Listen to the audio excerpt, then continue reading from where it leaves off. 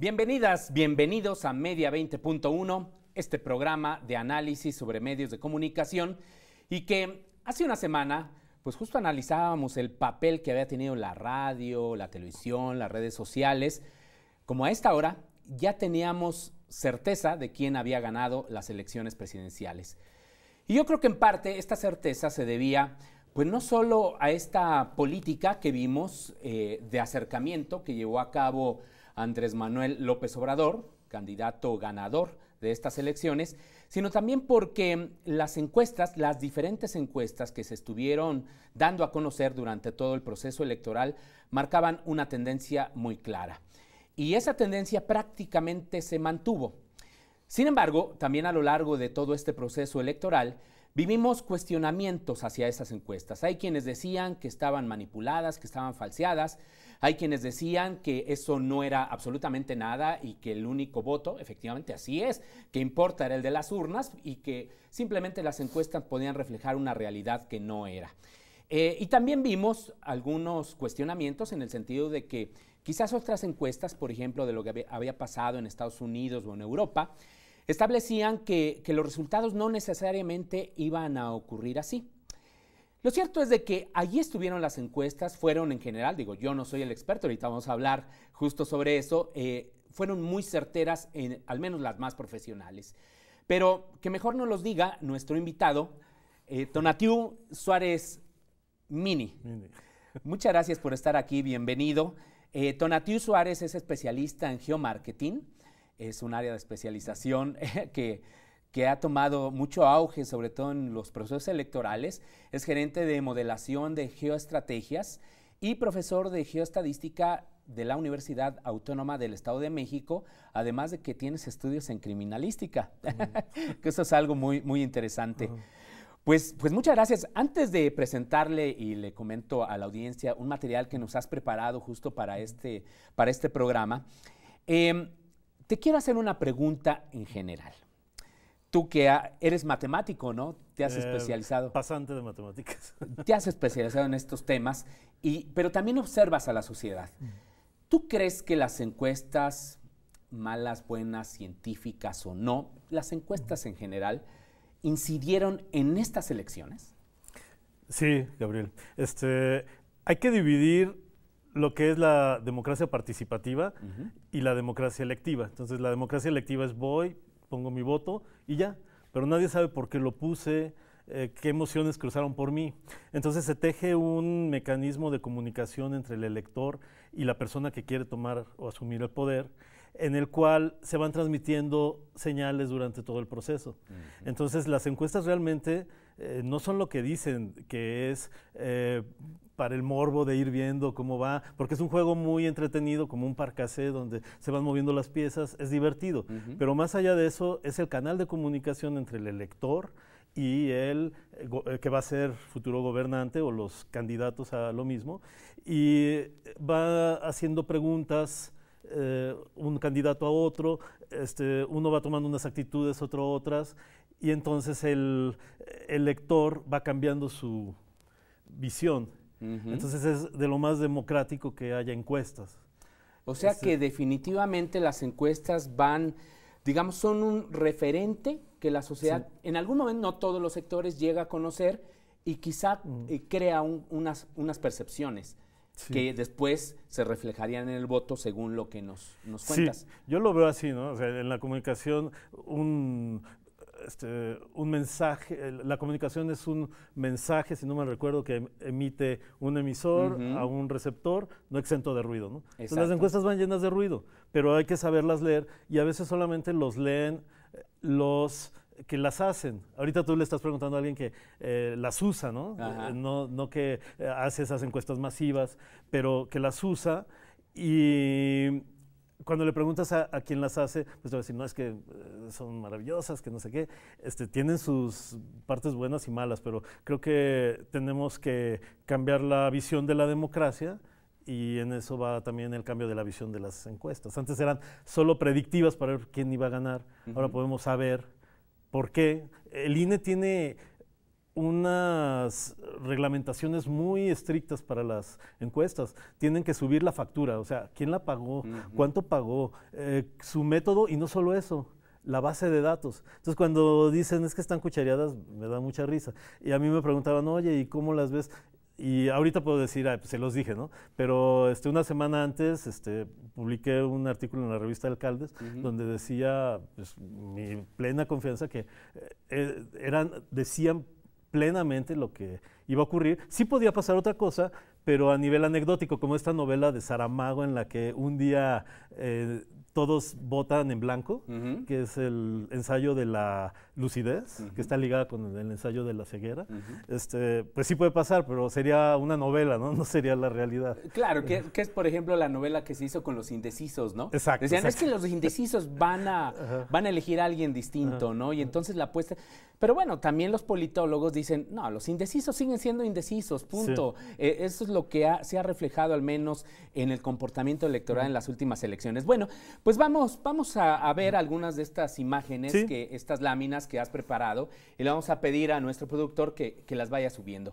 A ver, ¿qué estamos viendo ahí, Tonatiuh? Ahí es el PREP al 93%, que es donde se congeló el día que lo hicimos, por sección electoral, que es la unidad geográfica más pequeña dentro de una geografía electoral, y tenemos en azul el PAN, en ese color como que no se sabe qué es, morena, y en rojo guindita, el PRI, ¿no? Una cosa así. Un guindita, y el rojo es el PRI, ¿dónde ganaron? Es decir, podemos saber quién ganó en cada sección, y ahí está representado, nos da un mapa moreno de la República, y algunos espacios en blanco son las que no llegaron.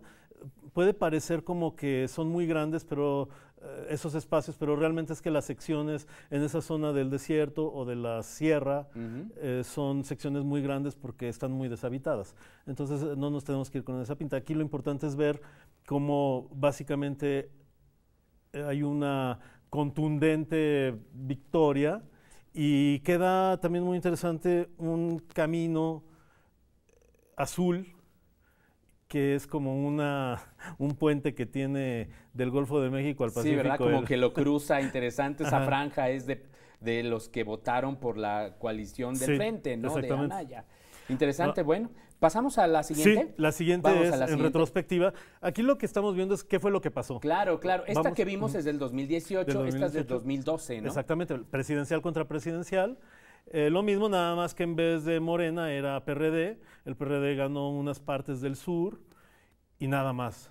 Y el PRI arrasó completamente, incluso no hay huecos prácticamente. Sí. Claro que aquí el PREP estaba al 96, 97%, claro. Por eso se ve más ocupado el territorio. Y la que sigue... Vamos a la siguiente, Fernando, por favor, nuestro productor, sí. Esta es la del 2006, la del 2006, donde se ve el puente del Golfo de México al Pacífico que hizo el PAN, pero esta vez muy clarito. Y en este era muy interesante porque el país se dividió en tres. Entonces, si nos damos cuenta, cuando se divide el país en tres partes que piensan posiblemente de forma muy radical, diferente, pues no es lo mejor para la paz, ¿no? Claro. Digo, porque están tan concentradas y tan radicalizadas. No, y aparte esas elecciones de 2006, pues fueron los que generaron un conflicto electoral muy grande, ¿no? Exactamente. Después vino la reforma político-electoral y luego el nuevo modelo de comunicación política, en fin. Ese año no nos gusta a nadie, creo. No nos gusta. Le vamos a pedir a Fernando que veamos la siguiente. ¿Eso qué es? Este es el PRI en unos mapas que se llaman de densidad modulada, que los hizo el equipo de chicos que están trabajando en esto. En geoestrategias. En geoestrategias, Israel Albarrán, Yair Arriaga, y en el Instituto de Geografía de aquí de la UNAM. Andrés Barranco. Son mapas de densidad modulada, que quiere decir que el área se hace más grande cuando hay más valor. Entonces lo que vamos viendo es que en el mapa de la extrema izquierda superior había mucho priismo, se hacen gordos en este mapa, y se van desinflando hasta que desaparece y solamente quedan resabios en Yucatán y en Chihuahua, ¿no? Del PRI. Del PRI. Sí. Solo es del PRI. O sea, adelgazó, esta solo es del PRI. Sí, exactamente. Entonces, no, pues bueno, sí es contrastado. Bueno, pues es una fuerza política que ya quedó como en cuarto, quinto lugar, ¿no? Según estos resultados. Sí. Vamos a la siguiente, Fernando. Bien. Aquí lo que vemos es que cuando tenemos una visión de la realidad no completa, bueno, nunca puede estar completa, pero no tan amplia, a veces pensamos cosas, ¿no? Que no nos llevan a analizar bien. Entonces se creía, por ejemplo, se había dicho mucho que López Obrador iba en decremento, pero realmente nunca ha dejado de crecer. Es el que nunca dejó de crecer en 2006, 2012, 2018, en términos no de porcentaje, sino de a términos absolutos, pues fue evolucionando de 9 millones a 15, bueno, no veo bien desde acá, pero sí. fue avanzando varios millones. Hasta llegar a los 30, prácticamente 30 millones de esta... Son 20 tantos, 29, ¿no? 30, 29, ya estamos casi llegando a los 30, pero sí es impresionante, ¿no? Esa línea. Regresamos a la anterior, Fernando, perdón. Esa, ¿no? Esa cómo va creciendo, ¿no? Como dices, impresionante. Y esa que hace un quiebre hacia la baja, que esa es la del candidato del PRI. Es el PRI. Exactamente. Qué barbaridad. Entonces, bueno, ahora sí vamos a la siguiente, Fernando. Y bueno, hasta ahorita vimos lo que ocurrió, ¿no? Ajá. Ahora, la pregunta esencial es, ¿las encuestas lograron reflejar esa realidad? Y aquí vemos que sí. Hay unos puntitos que son, cada puntito representa una encuesta y cada encuesta es un ensayo, un experimento. Entonces, el experimento básicamente en lo que consiste es en el muestreo. O sea, qué muestra seleccionas y ese es un experimento, ¿no? Y esa muestra te dio un resultado. Aquí estamos poniendo en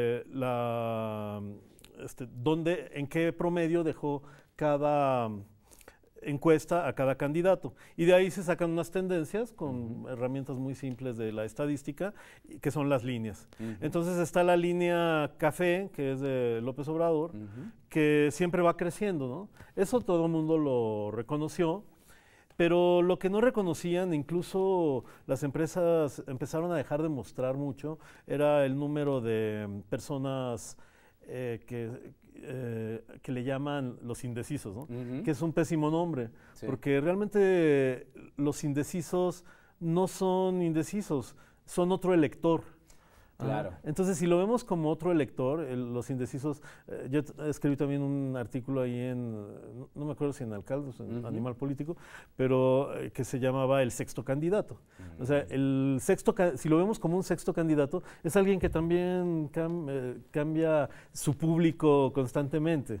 O sea, que puede votar por uno o por otro, indistintamente. Sí, nada más que para él es más fácil, no se presenta ya, pero es una forma de votar, ¿no? Sí. Entonces, este sexto candidato fue perdiendo personas que creían en él.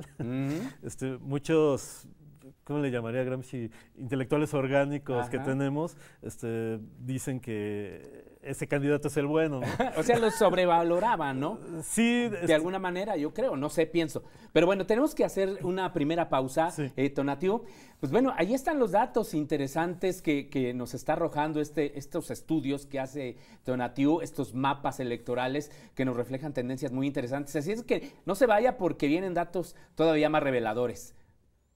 Gracias por continuar con nosotros en Media 20.1 y estamos platicando con Tonatiuh Suárez Mini, que es un experto en esto de los mapas electorales, que ha desarrollado un método para analizarlos y tú eres un referente finalmente en la materia en estos temas. Bueno, nos quedamos en una de las láminas en la cual se veía pues sobre todo cómo desde el 2006, 2012, 2018 se veía un ascenso importante de Andrés Manuel y de cómo el PRI, en fin, y otras fuerzas políticas iban bajando. Le vamos a pedir a nuestro productor que nos suba las siguientes imágenes. En esa nos habíamos quedado, ¿no? De hecho. Sí, lo que estábamos diciendo es que ahí estaba el sexto candidato, que también pierde y gana electores, y a quien se los estaba dando era a López Obrador.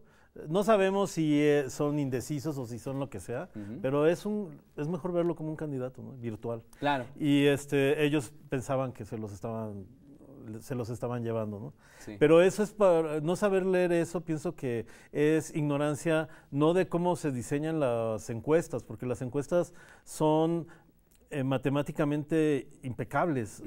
Tienen ya demostraciones en las que se basan para saber que un comportamiento va a ser de un tipo o de otro. Oye, pero antes no había sido así. No, sí, desde que se fundó la estadística, en los años... ¿Y por qué decían que luego sí estaban muy cucharadas? Porque sí hay de esas, ¿no? De hecho, tú preparaste algunas láminas donde ¿cómo dices? ¿De saliva o cómo eran? Encuestas de saliva. Yo les digo encuestas de saliva, no de salida. Sino de saliva. Sí, exacto. Tomas tu Twitter y haces una encuesta. No, pero qué casualidad que en esas ganaba el PRI siempre, ¿no? Pues es que tienen bots y muchas cosas, pero básicamente no es eso, es que son encuestas que no tienen un muestreo, no son encuestas, son sondeos. Sí, sondeos, pero que no tienen realmente ningún rigor científico. No tienen ningún rigor, absolutamente. El rigor científico lo da la probabilidad con una serie de teoremas, de la ley de los grandes números, el teorema del límite central o central del límite, la álgebra de Borel, o sea, ahí es un armazón impresionante de derrumbar, ¿no? Claro. Entonces, lo que nos dice es que las cosas van a pasar de cierto modo. Por ejemplo, lo que nos dice, y a veces se lee mal eso, ¿no? Una encuesta del 95% de nivel de confianza y 5% de error, lo que nos dice es muy simple. Si hago 100 veces la misma encuesta, 95 van a salir iguales.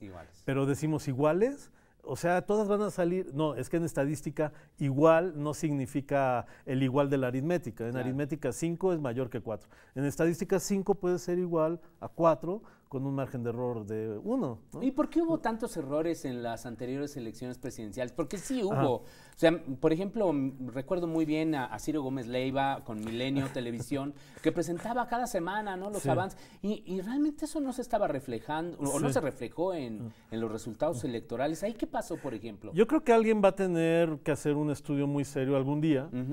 No sabemos si son cuchareadas o no. Yo creo que no, porque el INE es muy rudo en eso. Quien quiera puede bajar los datos y una encuesta cuchareada inmediatamente refleja errores que no se deben ver. Entonces eso es muy difícil. Pero puede ser, no sé. Pero yo creo que es por una falta de sensibilidad de saber que hay muchos tipos de personas. Yo considero que hay 3 tipos de personas. Las que siempre van a hablar, aunque no se los preguntes. Las personas que van a hablar solo si se los preguntas. Y las personas que no van a hablar ni aunque se los preguntes. Y las encuestas solo están hechas para las personas que siempre van a hablar y para las personas que solo van a hablar si se los preguntas. Pero falta un sector que es muy importante. Y en México, con un historial de represión, pues la gente no habla bien. Tiene miedo, ¿no? Tiene miedo, claro, de hablar. Pues bueno, ahí es un buen tema de análisis. Bueno, vamos a regresar a las láminas. Le vamos a pedir a nuestro productor Fernando Eldín, ¿esa qué nos indica? Bueno, esa es la encuesta de encuestas que hizo Oráculos. Sí. Y lo que hay que ver es el último punto, que es la última encuesta, la de la última semana. Y ahí al lado está la de parametría, que fue la más acertada. Y se ve que es muy impresionante cómo se parece. O sea, las encuestas se parecieron en general. No, ¿cómo se parece esta de parametría? De parametría. Con los resultados finales, ¿no? Que es el cuadrito. Digamos que fue la más acertada, ¿o qué? Una de las más acertadas. Pero no como... Es que hubo un programa en el radio que fueron unos invitados ahí a un programa. Y habían hecho un ranking de la mejor encuesta a la peor, según cómo se había acercado el primero y el segundo lugar. Eso es incorrecto porque dentro de la teoría estadística yo puedo seleccionar, incluso en una de 384 personas puedo seleccionar solo a los que iban a votar por el Bronco, ¿no? Puede pasar, ¿no? Pero es anecdótico, es de novela. Entonces, sí se admite que una encuesta que le haya dado, se haya acercado al 53% o al 50% tiene el mismo valor, o sea, porque el margen es de 5. Son igual de buenas. Claro, ¿no? Claro. No, bueno, pero mercadológicamente que digan eso, exacto. Para la empresa que lo hizo, nosotros somos los más precisos, ¿no? Deben decir, somos los que tenemos más suerte, ¿no? Ahora, sí, porque el rango, como dices, de error puede ser 5 más o 5 menos, ¿no? No, bueno. A ver, vamos a la siguiente, Fernando.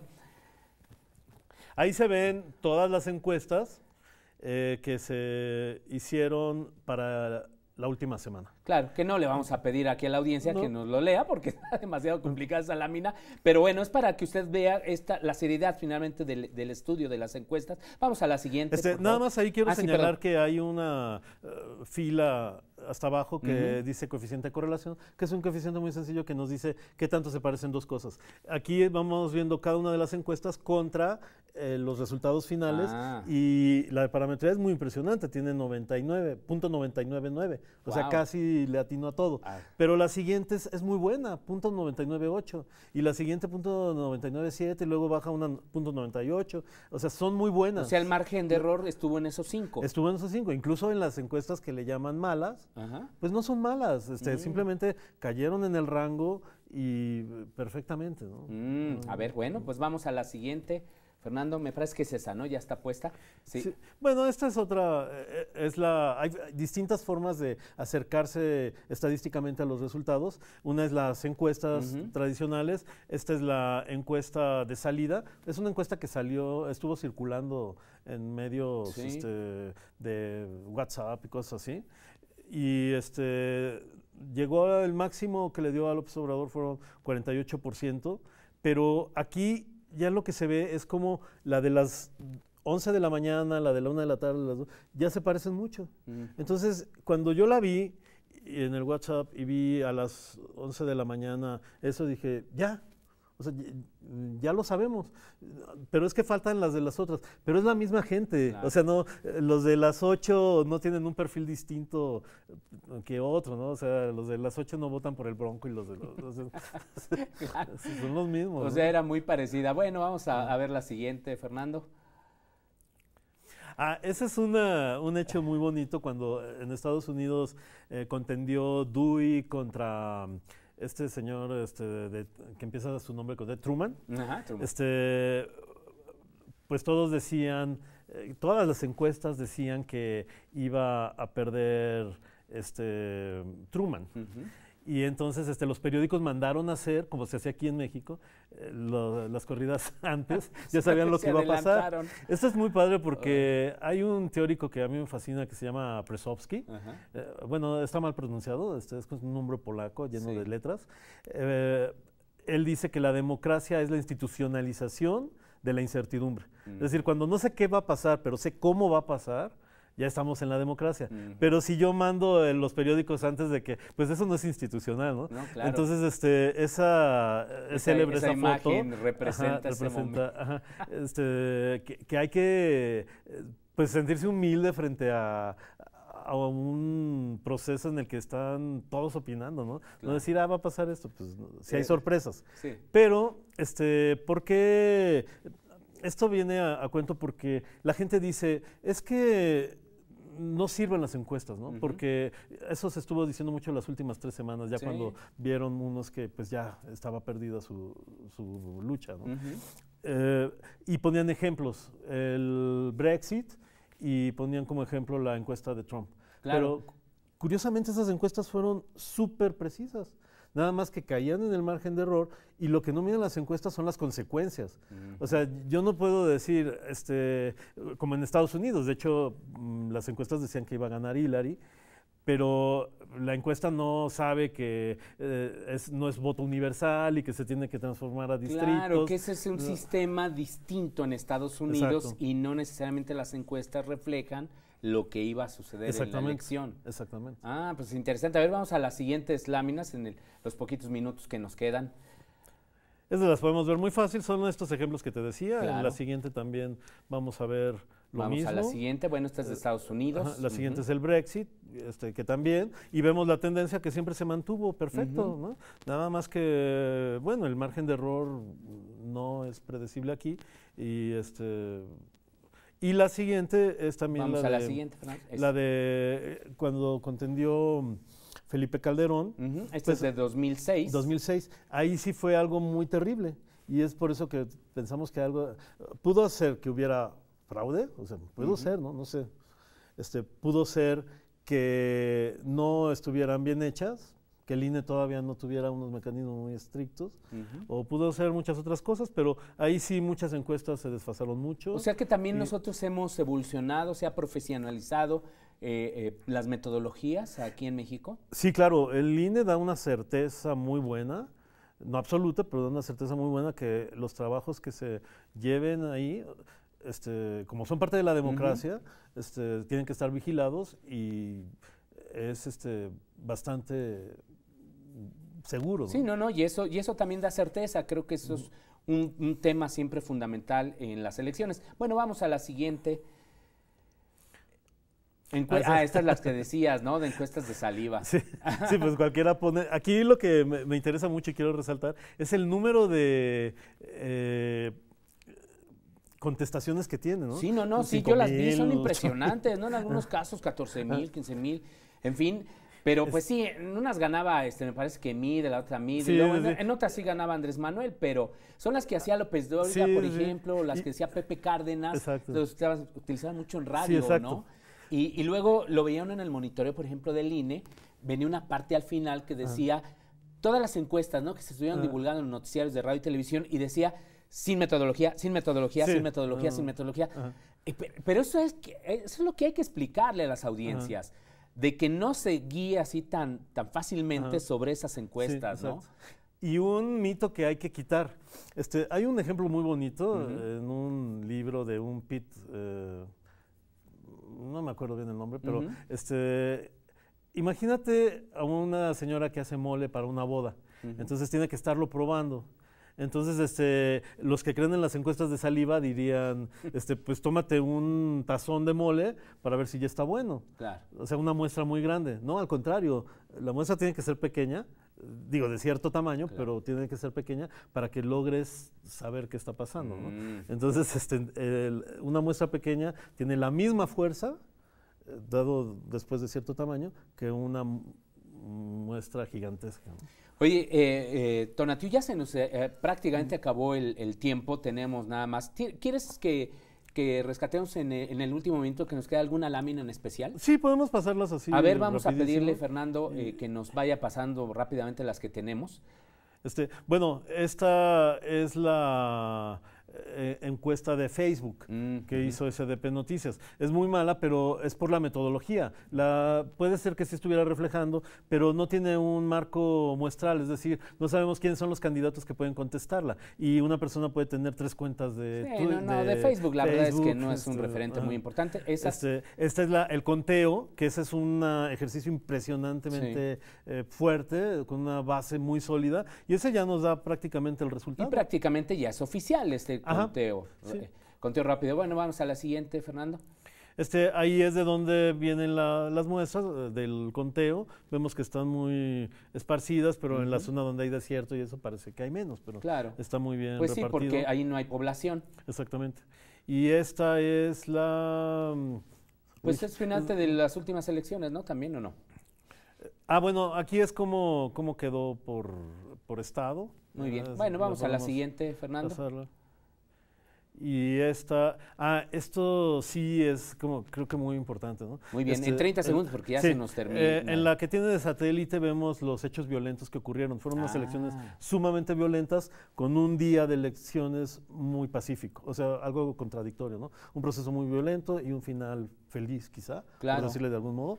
Y eso sí tiene que ver con muchas cosas que no leen los que hacen las encuestas. ¿Dónde hay abstencionismo? Si vemos ahí, alguien que se detenga ahí a verlo, verá que donde hubo mucha violencia, hubo abstencionismo, pues no sale la gente, ¿no? Claro. Entonces, esas cosas hay que empezar a leerlas. Son como que los matices. Bueno, en 10 segundos, ¿qué le recomiendas a la audiencia? ¿Cómo leer las encuestas? Primero, ver la metodología. Muy bien, metodología, punto número 1. Revisar que esté autorizada por el INE. Digamos, hacer una revisión ante el sitio web del INE, de la Autoridad Electoral. Y no irse por cosas de que si esta es hecha a 1 millón de personas, eso no importa. Claro. Y fijarse mucho en estas encuestas de saliva. De saliva. que nos has dicho. Tonatiuh Suárez Mini, muchísimas gracias por acompañarnos. Nos das un panorama muy importante sobre lo que pasó con las encuestas. Y pues bueno, ahí está la recomendación. Digo, ya hasta las siguientes encuestas ya tendremos son hasta dentro de 3 años, pero ahora sí las encuestas reflejaron, pues sí, algo que finalmente sucedió en las urnas y pues bueno, ha sido impresionante. Pues muchísimas gracias por acompañarnos y nos vemos la próxima semana. Gracias, Gracias, Gabriel. Gracias nuevamente.